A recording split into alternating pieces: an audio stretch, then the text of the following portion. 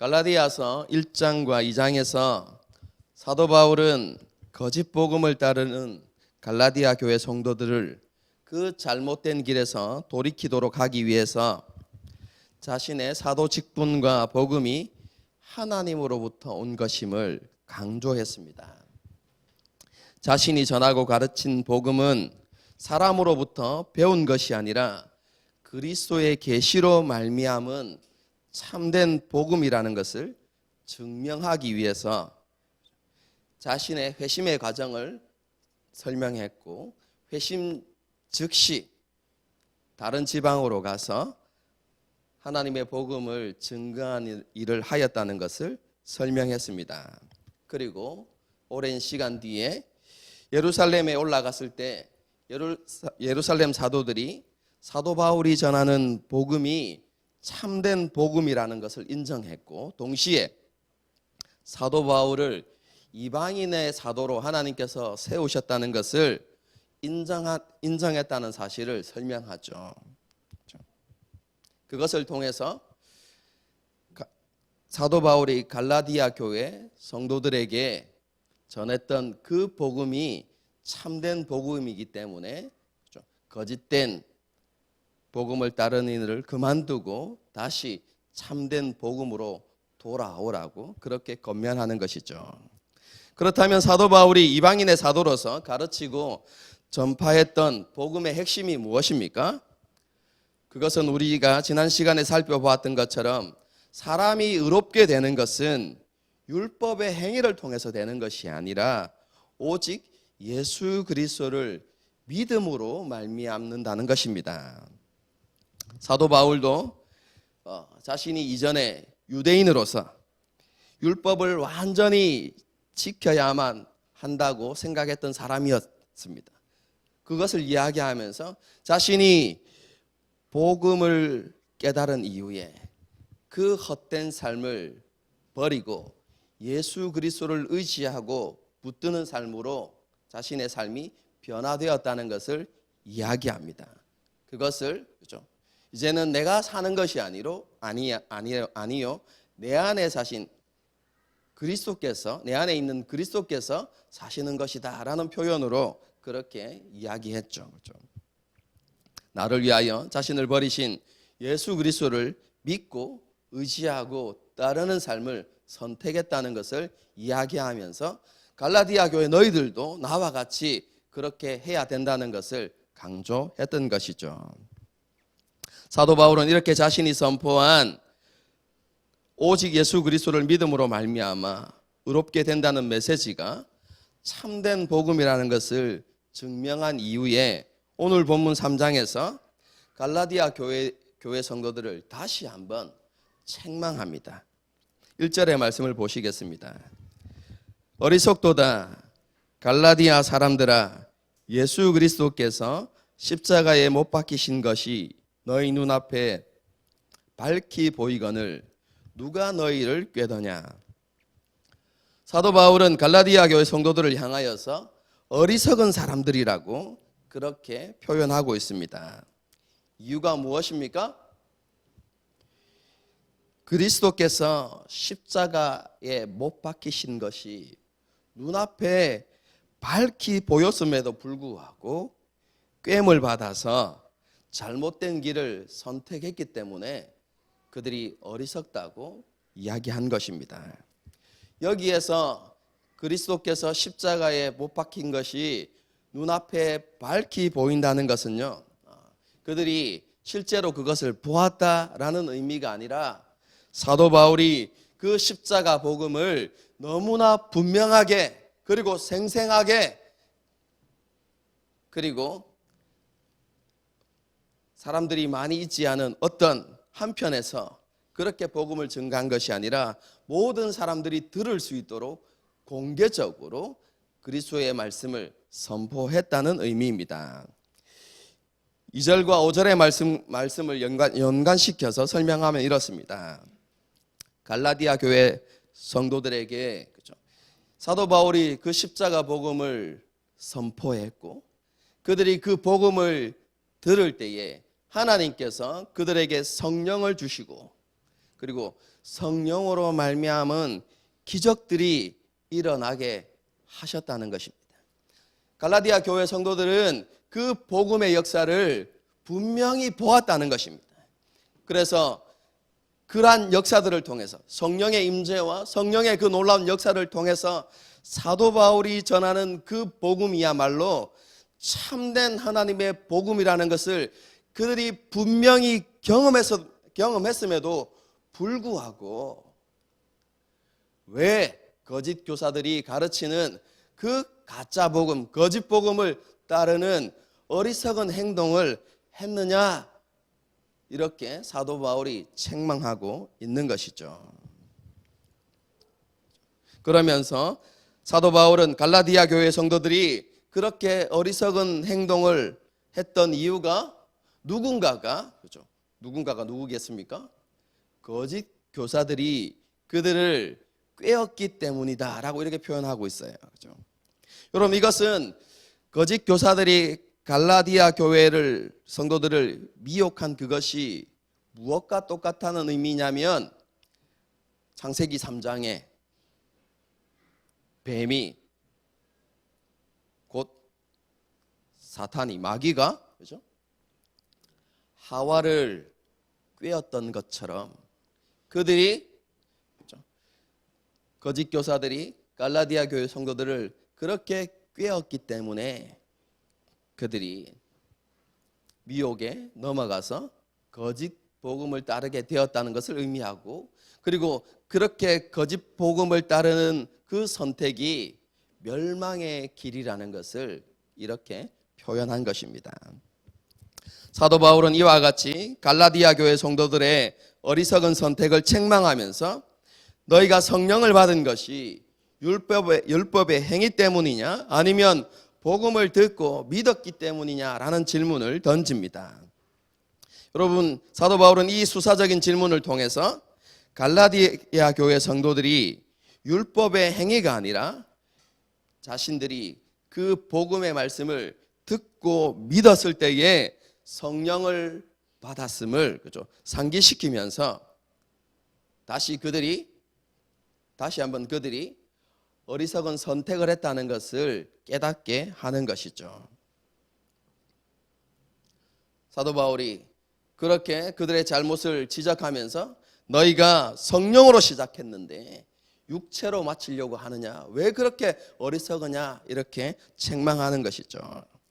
여기에서 성령으로 시작했다는 것은 조금 전에 언급한 것처럼 십자가 복음을 듣고 믿음으로 성령을 받아서 예수 그리스도와 온전히 연합이 되어서 하나님의 백성으로서의 삶을 시작했다는 것입니다. 다시 설명하겠습니다. 십자가 복음을 듣고 믿음으로 성령을 받아서 그리스도와 온전히 연합되어서 하나님의 백성으로서의 삶을 시작한 것, 여러분, 그것이 성령으로 시작한 것입니다.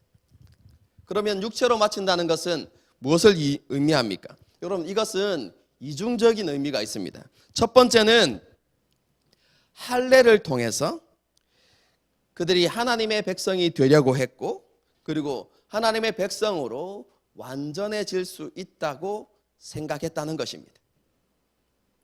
두 번째는요, 율법을 지키는 인간적인 노력을 통해서 하나님 앞에 의롭다 인정함을 받으려 했다는 것입니다.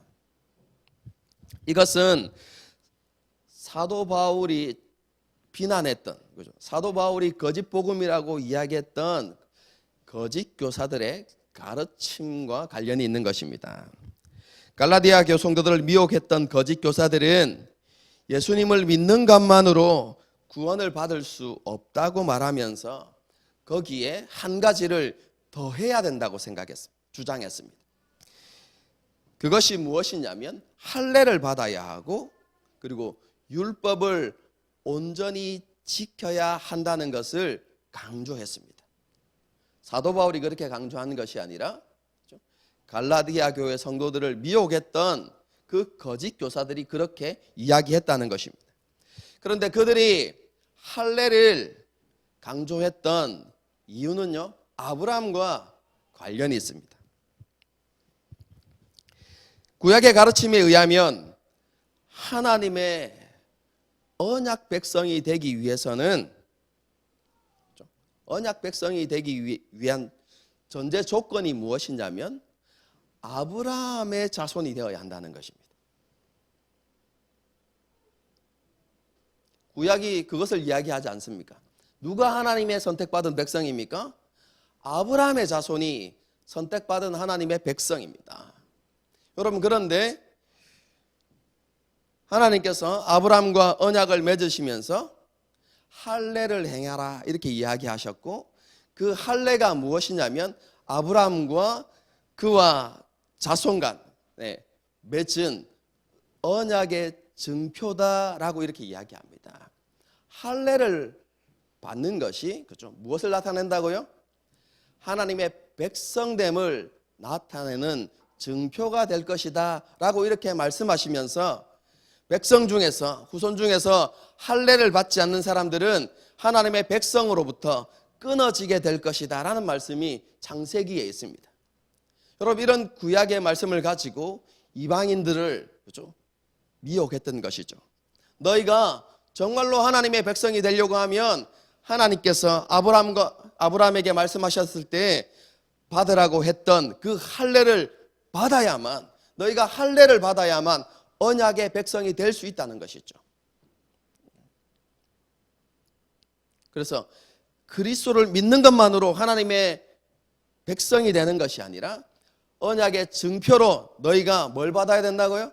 반드시 할례를 받아야만 너희가 하나님의 백성으로 인정되어진다, 이렇게 가르쳤던 것이죠. 이것이 이방인과 유대인들을 구별하는 기준이었습니다. 그런데 이방인과 유대인을 구분하는 기준이 또 하나가 있는데, 그것이 무엇이냐면 율법입니다. 율법을 지키느냐 지키지 않느냐. 여러분, 그것이 유대인인가 유대인이지 않는가를 구분하는 기준이 된다고 이야기했던 것이죠. 그래서 거짓 교사들은 너희가 정말로 하나님의 백성이 되기를 원한다면, 구원받은 언약 백성이 되기를 원한다면 뭐 해야 된다고요? 먼저 할례를 받아야 하고, 두 번째로 하나님의 백성의 증표가 되어지는, 증거가 되어지는 율법을 준수하는 일을 반드시 해야만 한다고 그렇게 가르쳤던 것이죠. 그러면서 너희가 인간의 노력으로 율법을 완전히 지킬 수 있고, 그렇게 율법을 온전히 지킴으로 하나님 앞에 인정함을 받을 수 있고 또 인정함을 받아야 한다고 그렇게 가르쳤던 것입니다.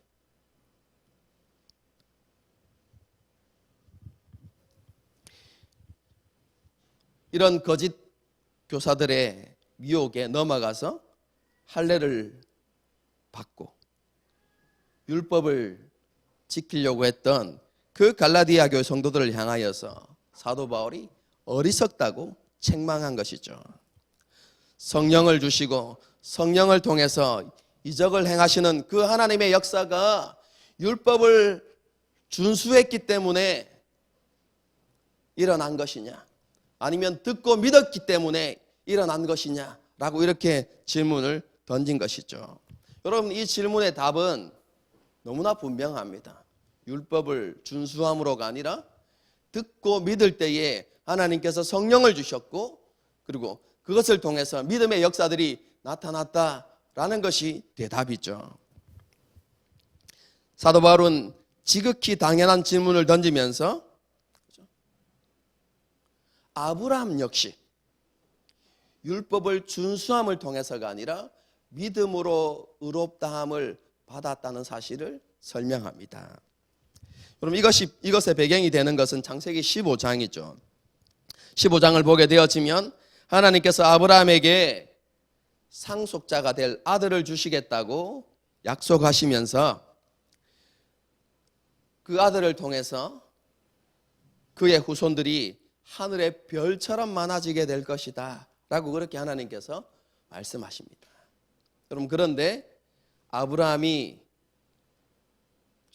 나이도 많았고 스라에 아들이 없었음에도 불구하고 그 하나님의 약속을 믿었더라, 이렇게 되어 있습니다. 이렇게 아무것도 보이지 않는, 그렇죠? 그런 하나님의 약속을 아브라함이 믿었는데 하나님께서는 그 믿음으로 인해서, 그렇죠? 그 믿은 것을 인하여서 아브라함을 의롭게 여기셨더라, 그렇죠? 이렇게 표현하고 있어요. 뭐라고 표현했다고요? 아브라함이 그 약속, 하나님의 약속을 믿었다는 그 사실로 인해서, 그렇죠? 하나님께서 아브라함을 의롭게 여기셨다, 이렇게 표현합니다. 다르게 표현하면, 그렇죠? 약속을 믿었기 때문에 그가 하나님께 의롭다함을 받았다라고 사도 바울이 설명하고 있는 것이죠. 사도 바울은 이렇게 창세기 말씀을 통해서 아브라함이 하나님의 약속을 믿음으로 의롭다함을 받았다는 것을 설명하면서 아브라함처럼 믿음으로 의롭다함을 받는 사람들이 아브라함의 자손들이다라고 이렇게 이야기합니다. 바울의 이러한 주장을 조금 더 자세히 설명하고 있는 것이 있죠. 혹시 기억나십니까?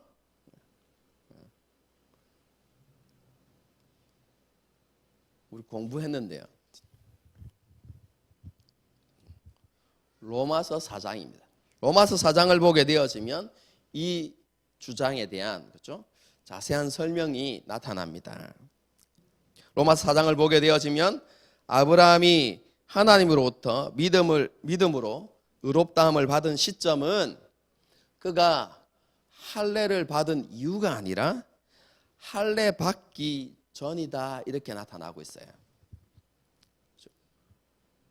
할례 받기 전 그가 하나님의 약속을 믿어서 의롭다 하심을 받았다는 것입니다. 그리고 그 이후에 할례를 받았다고 이야기하죠. 그렇기 때문에 할례는 무엇인가? 할례 받기 전 그가 믿음으로 하나님 앞에 의롭다함을 받았던 것을, 그렇죠? 받았는데 그것에 대한 증표로서 할례를 행했다는 것입니다. 쉽게 말하면 이런 뜻이죠. 그가 믿음으로 말미암아서 하나님 앞에 의롭다함을 받고 이미 하나님의 백성이 된 것입니다. 그때 하나님의 백성이 되었습니다. 그렇게 하나님의 백성이 되고 난 다음에 하나님의 백성의 증표로서 뭐라고요? 할례를 행하라는 것이죠. 할례를 받았다는 것입니다. 여러분, 이것을 오늘날로 쉽게 말하면 이렇습니다.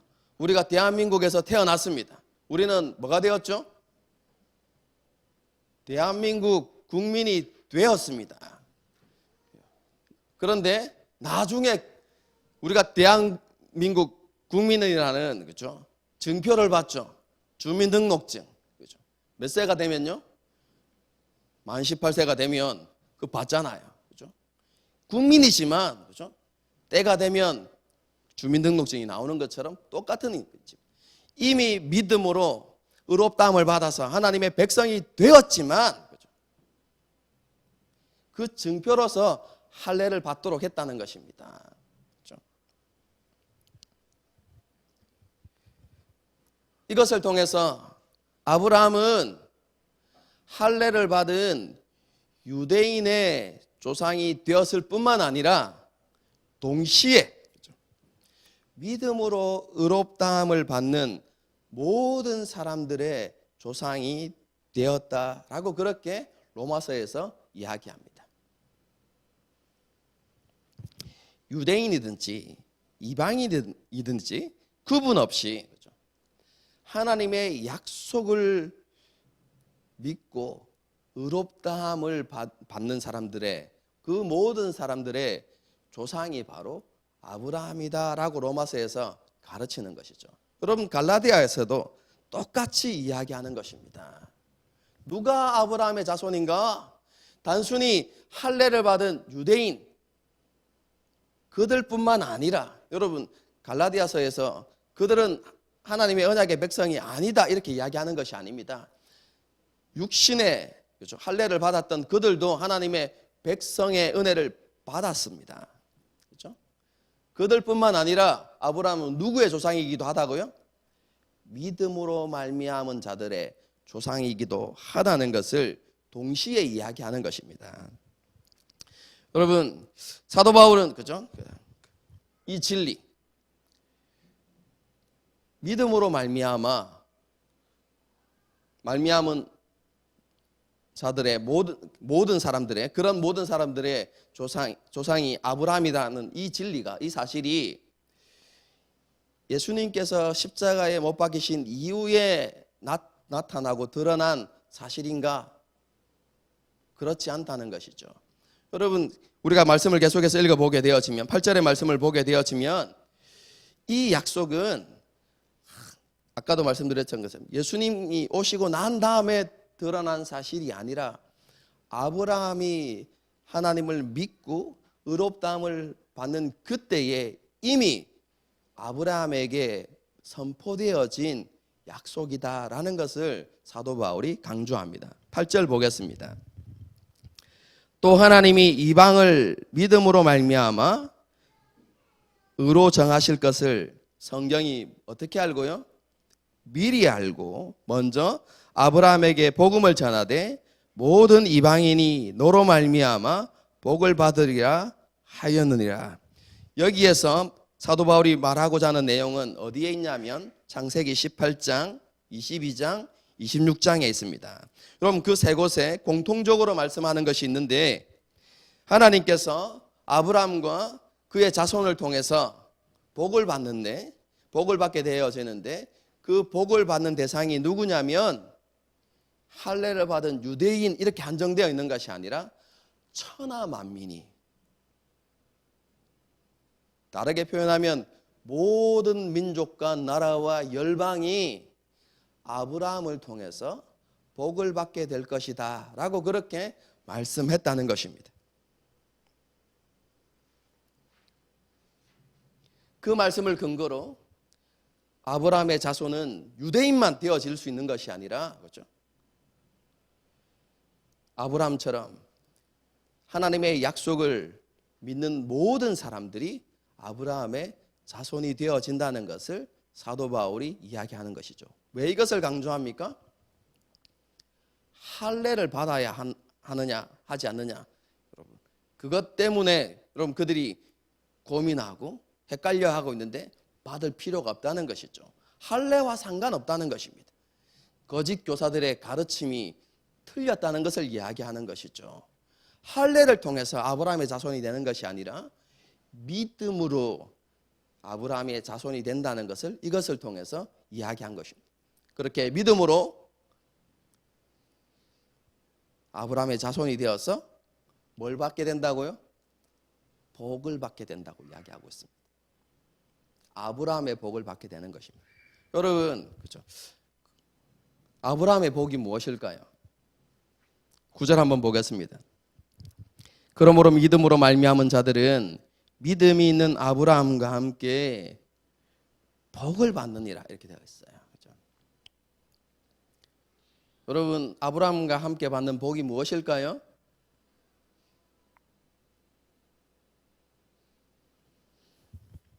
아브라함이 어떤 복을 받았죠?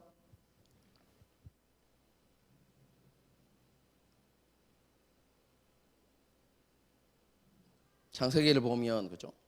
마침내 그가 거부가 되어 이렇게. 그럼 그게 아브라함이 받은 복입니까? 여러분 갈라디아서를 분명하게 여러분 문맥을 따라서 읽어보십시오. 아브라함이 받은 복이 무엇이냐면 그죠? 그가 무엇을 행한 것도 아니고 율법을 철저히 지킨 것도 아님에도 불구하고 단순히 하나님의 약속을 믿었는데 하나님의 약속을 믿었을 뿐인데 하나님께서 그 믿음을 보시고 그를 의롭다 여겨주신 것, 여러분 그것이 아브라함이 받은 복이라는 것입니다. 여러분 그 복을 누가 받는다는 말입니까? 동일하게 예수 그리스도께서 십자가 위에 죽으셨고 부활하셨는데 그 죽으심과 부활하심과 연관되어서 우리에게 주어진 그 약속, 그 예수 그리스도 십자가 복음을 통해서 우리가 구원받게 되어지고 하나님의 자녀가 되어지고 하나님의 나라의 백성이 되어진다는 그 약속을 믿는 그 사람들, 여러분 그 사람들에게 하나님께서 그들의 행위와 상관없이 그들을 의롭다고 여겨주시는 그 복을, 아브라함이 받았던 그 복을 함께 받아 누리게 될 것이다 라는 말씀이 9절의 말씀입니다. 여러분,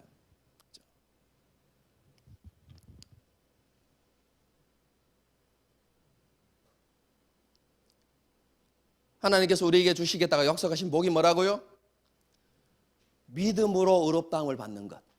여러분, 그리고 오늘은 자세하게 설명하지 않겠지만 그것이 무엇과 깊은 관련이 있냐면 하나님께서 우리에게 보내주시는 성령님과 깊은 관련이 있습니다. 갈라디아서 뒤로 넘어가게 되어지면 그 복에 대해서 자세히 설명하기 때문에 그죠? 그때 이야기하겠습니다. 하지만 알아두십시오. 하나님께서 말씀하시는 복이 무엇이라고요? 믿음으로 의롭다함을 받는 것. 그리고 그것은 성령을 통해 우리에게 주어지는 그 성령과 깊은 관련이 있다. 이 정도까지만 오늘 그렇게 알아두시면 좋을 것 같습니다. 말씀을 정리하겠습니다.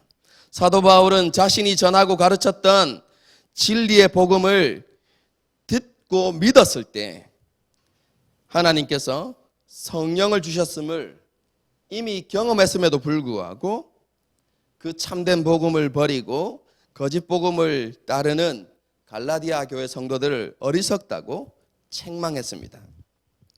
그러면서 아브라함을 예로 들면서 하나님께 의롭다함을 받는 것은 할례를 받고 율법을 행함으로써가 아니라 하나님의 약속을 믿음으로 받는다는 것을 강조했습니다. 십자가 복음에 담긴 그 하나님의 약속을 믿을 때 아브라함의 자손이 되어지고 아브라함과 함께 의롭다 여겨지는 복을 받게 된다는 것을 사도 바울이 오늘 본문을 통해서 우리에게 말씀하고 있습니다. 여러분, 이것이 오늘 본문의 전체 내용인데요. 이 내용 가운데서 우리의 삶에 적용해 볼 수 있는 교훈은요, 사도 바울이 특별히 오늘 본문에서 강조하고 있는 들음이라는 교훈입니다. 2절의 말씀을 보십시오. 마지막 부분을 보게 되어지면 너희가 성령을 받은 것이 율법의 행위로느냐 혹은 그 다음에 뭐라고 되어 있습니까? 듣고 이렇게 되어 있죠. 5절에도 똑같은 표현이 되어 있습니다. 너희에게 성령을 주시고 너희 가운데서 능력을 행하시는 이의 일이 율법의 행위에서냐 혹은 뭐라고요? 듣고라고 이렇게 그렇죠? 계속해서 듣는 것에 대해서 여러분 강조하고 있죠. 로마서 10장 17절 우리가 잘 아는 말씀이 있죠. 사울은 믿음은 들음에서 나고 들음은 그리스도의 말씀으로 말미암는다고 선언합니다. 쉽게 말하면 그리스도의 말씀을 들음을 통해서 믿음이 생겨난다는 것이죠. 여러분, 이 진리가 오늘 본문에서 강조되고 있는 것입니다. 사도 바울은요, 갈라디아 교회 성도들이 의롭다함을 받은 것에 대해서 말씀하면서 그들이 듣고 믿었기 때문이라고 말씀하고 있습니다. 조금 다르게 표현하면 갈라디아 교회 성도들에게는 문자적으로 이야기하면 믿음을 포함하는 들음. 뭐라고요? 믿음을 포함하는 들음. 풀어서 설명하면 믿음에 이르게 하는 들음이 갈라디아 교회 성도들에게 있었다는 것입니다. 단순히 듣는 것 때문에 그렇죠? 믿게 되었다는 것이 아니라 그들에게 뭐가 있었다고요? 믿음에 이르게 하는 들음이 있었다는 거예요. 어떤 것이 믿음을 포함하는 믿음입니까? 들음입니까? 믿음에 이르게 하는 들음이 도대체 무엇입니까? 여러분, 우리는 그 의미를 데살로니가전서 2장 13절에서 발견할 수 있습니다. 제가 찾아서 읽어드리겠습니다. 이러므로 우리가 하나님께 끊임없이 감사함은 너희가 우리에게 들은 바 하나님의 말씀을 받을 때에 사람의 말로 받지 아니하고 하나님의 말씀으로 받음이니 진실로 그라도다. 이 말씀이 또한 너희 믿는 자 가운데서 역사하느니라. 진리의 복음과 말씀이 선포될 때 마음의 준비 없이 단순히 사람의 말로 지나가듯 듣는 것이 아니라 하나님의 말씀으로 듣는 것. 선포되는 말씀을 하나님의 음성으로, 하나님의 말씀으로 듣는 것. 여러분, 그것이 믿음에 이르게 하는 들음이라고 말씀하고 있는 것입니다.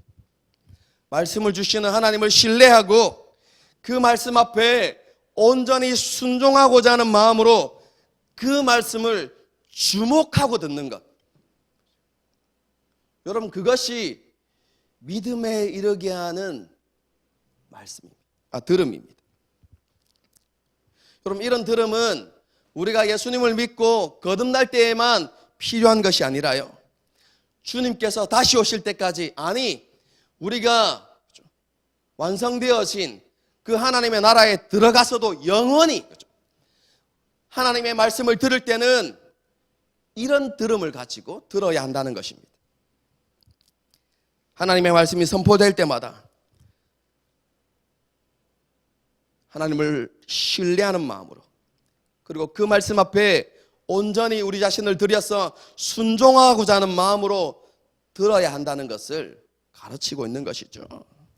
여러분, 데살로니가 교회 성도들은 이러한 들음을 통해서 예수님을 믿고 거듭났을 뿐만 아니라 그 말씀이 계속해서 자신의 삶들을 변화시키고 자신들을 성장시켜가는 그런 놀라운 역사를 경험했다라고 성경이 기록하고 있어요.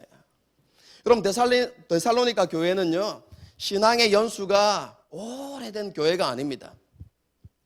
사도 바울로부터 말씀의 교훈을, 그죠, 오랫동안 배웠던 그런 교회가 아닙니다. 데살로니가 교회가 어떻게 세워졌습니까? 사도 바울이 2차 전도 여행을 할 때요, 그렇죠? 빌립보에서 사역을 마치고 데살로니가로 내려갑니다. 거기에서 복음을 전하죠. 얼마 동안요? 단 3주입니다. 3주. 3주 동안 하나님의 복음을 전합니다. 여러분, 그런데 그곳에 있던 유대인들로 인해서 큰 핍박이 일어납니다. 그래서 사도 바울이 그곳에 더 이상 있지 못하고 데살로니가 교회 성도들에게 작별 인사도 하지 못하고 쫓겨나듯이, 도망가듯이 데살로니가를 떠나게 됩니다. 그리고 베레아에서 말씀을 전하게 되죠. 그런데 베레아에 말씀을 전할 때 그 데살로니가 그 사람들이, 유대인들이 또 내려와 가지고 예수님을 핍박해서 거기서 쫓겨나서 아덴으로 내려가게 되는 거거든요. 데살로니가 교회에서 말씀이 선포된 기간이 몇 주라고요? 3주입니다. 3년이 아니라 3주입니다. 그럼에도 불구하고 데살로니가 1장을 우리가 읽어보게 되어지면 데살로니가 교회 성도들 간에 놀라운 변화와 역사들이 일어납니다. 뭐라고 이렇게 표현하고 있냐면, 그들에게는 믿음의 역사들이 있었고 사랑의 헌신과 수고가 있었습니다. 뿐만 아니라 그들은 많은 환난과 핍박 가운데서도 여전히 그리스도를 소망하는 믿음의 모습을 보여주었습니다. 그래서 그들이 아가야와 모든 교회에 뭐가 되었다고요? 본이 되었다, 이렇게 이야기해요.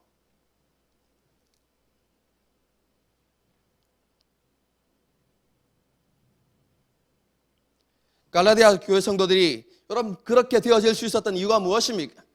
여러분, 그것을 사도 바울이 2장 13절에서 이야기하는 것입니다. 사도 바울이 선포한 그 복음과 하나님의 말씀을 뭘로 받았다는 것입니까? 사람의 말로 받지 않고 하나님의 말씀으로 받고 그 말씀을 사랑하고 존중하고 그 말씀에 따르고자 하는 그런 열심들이 그들 가운데 있었다는 것입니다. 그러한 들음이 그들 가운데 있었기 때문에 말씀이 그들의 삶 가운데 역사여서 그들을 변화시키고 그들을 성장시켰다고 성경이 이야기하고 있는 것이죠. 하나님의 말씀을 어떻게 듣느냐가 우리의 영생을 좌우할 뿐만 아니라 우리의 삶의 모습에 커다란 영향을 미친다는 사실을 우리는 알아야만 합니다. 이것을 잘 보여주는 구약의 예가 있죠. 롯의 사위들을 한번 생각해 보십시오. 하나님께서 소돔과 고모라를 멸하실 것이라는 말씀을 주셨음에도 불구하고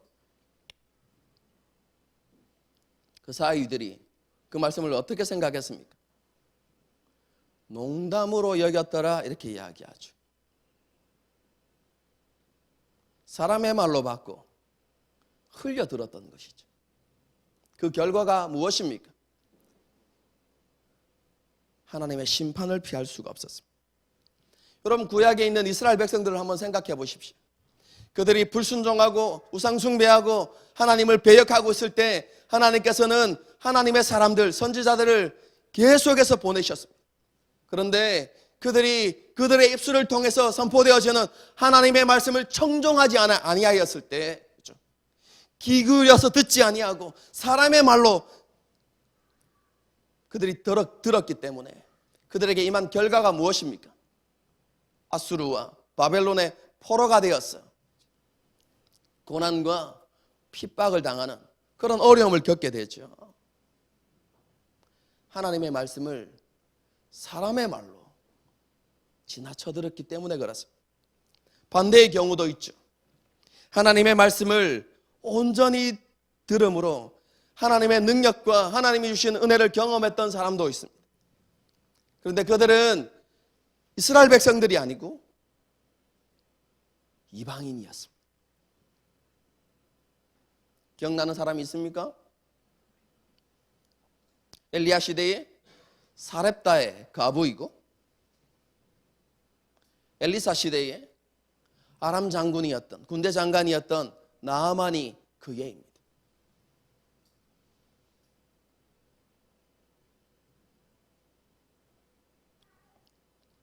사렙다의 과부가 엘리야의 말을 온전히 청종할 때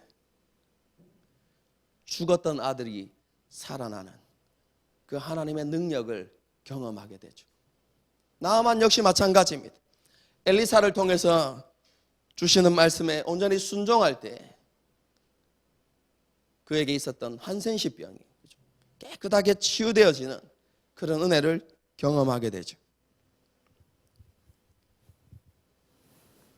이런 구약의 예를 생각해 보면서 우리는 말씀 앞에서 어떤 들음을 가지고 있는지 한번 생각해 보아야 할 것입니다. 하나님을 신뢰하고 주시는 말씀에 온전히 순종하고자 하는 마음, 전심으로, 그렇죠? 우리 자신을 하나님 앞에 드려서 그 말씀을 청종하고자 하는 마음으로 하나님의 말씀에 귀를 기울이는가, 아니면 사람의 말로 듣고 목사님 늘 똑같은 말 하는데 이렇게 하나님의 말씀을 듣는지 우리 자신을 되돌아보아야 하는 것이죠. 물론 전심으로 듣지 않는 이유가 있을 수도 있습니다. 그렇죠? 인간적인 관점에서 보게 되어지면 목사님 그렇죠? 말씀에 집중하지 못하는 상황이 저에게 있잖아요. 이렇게 이야기할 수도 있고 그렇죠? 너무 피곤해요. 어제 밤을 샜어요. 그럴 수도 있습니다. 아니면 오늘 예배 마치고 해야 할 일이 산더미 같아요. 이럴 수도 있죠. 물론 그런 이유일 수도 있고, 혹은 목사님이 신뢰가 안 돼가지고 그럴 수도 있겠죠. 하지만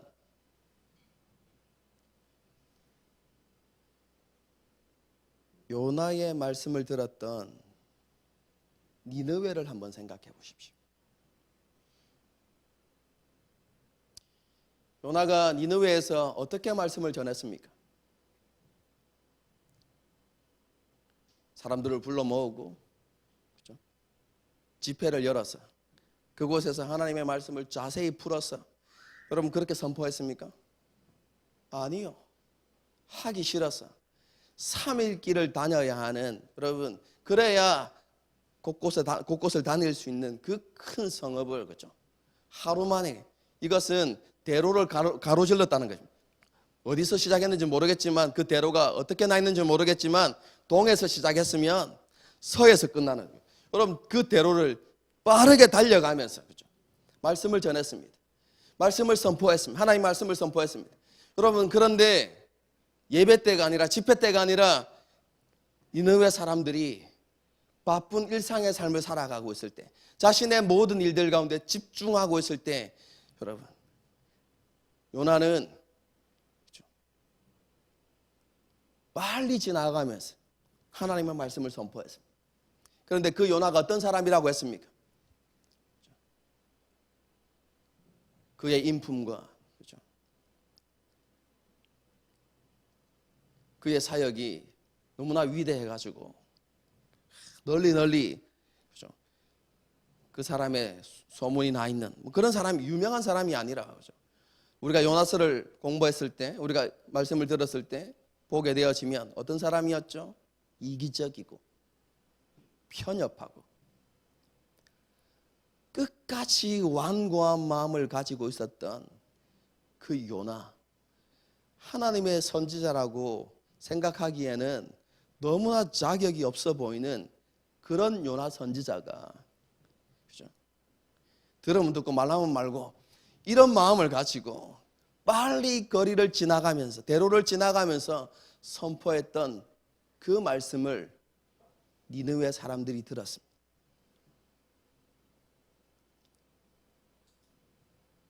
그런데 그들이 그 말씀을 하나님의 말씀으로 듣고 그 말씀 앞에 겸손히 엎드리고 반응했을 때 하나님의 심판을 면하는 그 은혜를 경험하게 되죠. 상황을 핑계대는 것이 아니라, 설교자의 어떠함에 대해서 이야기하는 것이 아니라, 선포되어진 하나님의 말씀 앞에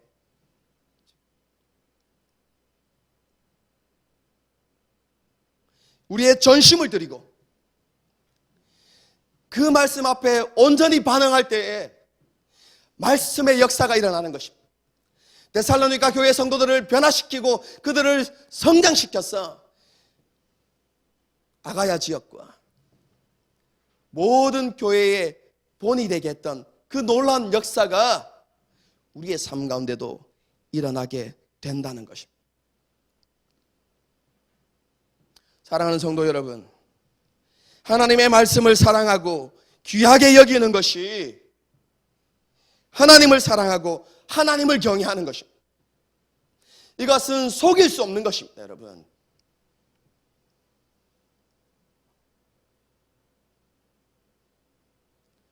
하나님을 향한 사랑은 우리의 말로 증명되는 것이 아닙니다.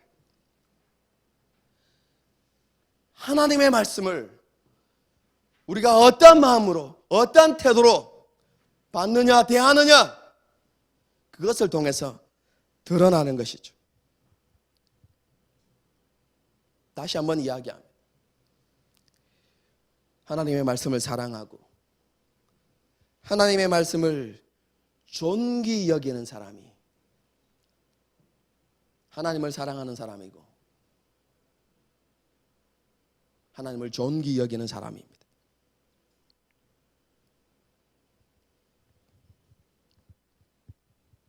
말씀을 신뢰하고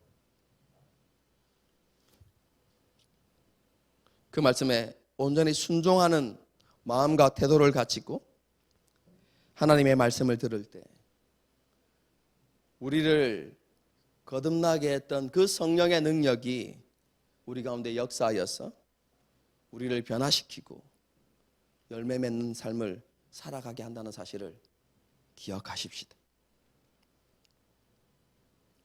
이 교훈 앞에서 다시 한번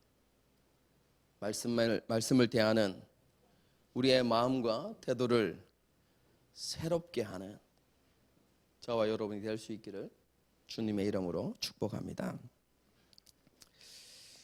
함께 찬양하고 기도하겠습니다.